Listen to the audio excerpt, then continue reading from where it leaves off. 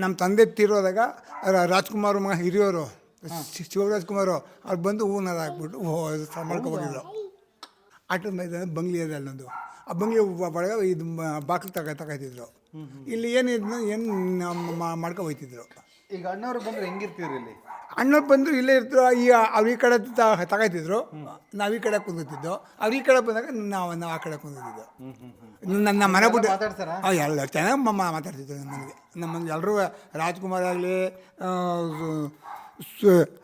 ರವಿಚಂದ್ರ ಆಗಲಿ, ಅಂಬರೀಷ್ ಅಣ್ಣ, ರಾಜ್ಕುಮಾರ್ ಮಕ್ಕಳು ಯಾರು ಬಂದರು ಇಲ್ಲಿ ಬಂದು ಮಾತಾಡ್ಕೊಂಡು ಹೋಗ್ತಿದ್ರು. ನಮ್ಮ ತಂದೆ ತೀರೋದಾಗ ರಾಜ್ಕುಮಾರ್ ಮಗ ಹಿರಿಯೋರು ಶಿವರಾಜ್ಕುಮಾರು ಅವ್ರು ಬಂದು ಹೂವನ್ನ ಹಾಕ್ಬಿಟ್ಟು ಮಾಡ್ಕೊಬೋಗಿದ್ರು.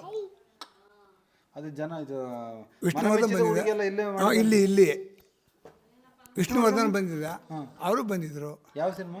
ಅವ್ರೇನು ಯಾವ ಪಿಕ್ಚರ್ ಆಗಿಲ್ಲ, ಬಂದು ನೋಡ್ಕೊ ಹೋಗಿದ್ರು.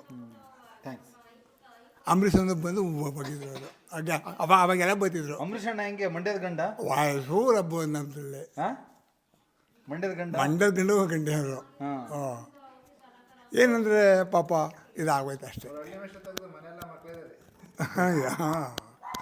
ಎಲ್ಲ ಇರ್ತಿದ್ರು ಇಲ್ಲಿ. ಮಕ್ಕಳು ಮರ್ಯಾದೆ ಇದ್ದರು ಇಲ್ಲೇ ಇರ್ತಿದ್ರು. ಆ ಕಡೆ ತಗೋತಿದ್ರು, ಈ ಕಡೆ ಇರ್ತಿದ್ರು. ಬೆಳಿಗ್ಗೆ 6:15 ಬಂದರೆ 7 ಗಂಟೆ ಬಂದರೆ ಸಾಯಂಕಾಲ 9 ಗಂಟೆ 10 ಗಂಟೆ ಇರ್ತಿದ್ರು ಇಲ್ಲಿ. ಯಾರು ಅವರು ಎಲ್ಲರೂ ಶೂಟಿಂಗ್ಗೆ ಎಲ್ಲ ಹಿಂಗೆ ಚೇಂಜ್ ಮಾಡಿಲ್ಲ. ನಾವೇನು ಮಾಡಿಲ್ಲ, ಬಣ್ಣ ಒಂದು ಬದಲಿಸಿ ಅಷ್ಟೇ.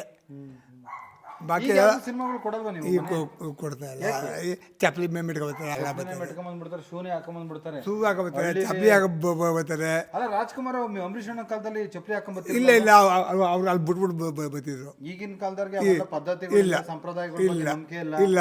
ಆಮೇಲೆ ಹಳ್ಳಿ ಒಳಗೆಲ್ಲ ಹೋಗ್ತಾರೆ. ಆಮೇಲೆ ಅವರು ಇವರು ನಮ್ಮ ಈ ಜಾತಿ ಆ ಜಾತಿ ಎಲ್ಲ ಬರ್ತಾರೆ ಒಳಕ್ಕೆ. ಅವಾಗ ಯಾರು ಬೇಡ ಅನ್ನೋಂಗಿಲ್ಲ, ಬಿಡು ಅನ್ನೋಂಗಿಲ್ಲ. ಅದಕ್ಕಾಗಿ ಕೊಡಿಗೆ ಹಾಕೋಣಪ್ಪ ಅಂದ್ಬಿಟ್ಟಿರೋದು. ಎಲ್ಲ ತಾಗಿತಿದ್ರು ನೋಡಿ. ಇನ್ನು ಹಂಗೆ ಐತಲ್ಲ, ಉಳಿಸ್ಕೊಂಡಿದ್ದೀರಲ್ಲ ಹಂಗೇನ? ಅಲ್ಲ, ಯಾವುದು ಏನೂ ಚೇಂಜ್ ಮಾಡಿಲ್ಲ ಅಲ್ವಾ? ಒಂದು ಕಂಬಕ್ಕೆ 25,000 ರೂಪಾಯಿ ಆಯಿತು. ಅದು ಮೂಲ ಒಂದು ಕಂಬ ಜೇಸೋಕ್ಕೆ 25,000 ರೂಪಾಯಿ ಆಯಿತು. ಇವತ್ತು ಯಾರು